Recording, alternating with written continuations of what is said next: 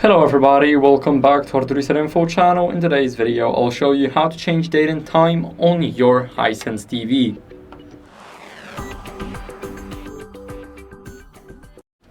So first, go over to the settings. Now in those settings, what you guys need to do is go over to the system, go to time, and here enter the pin that you have.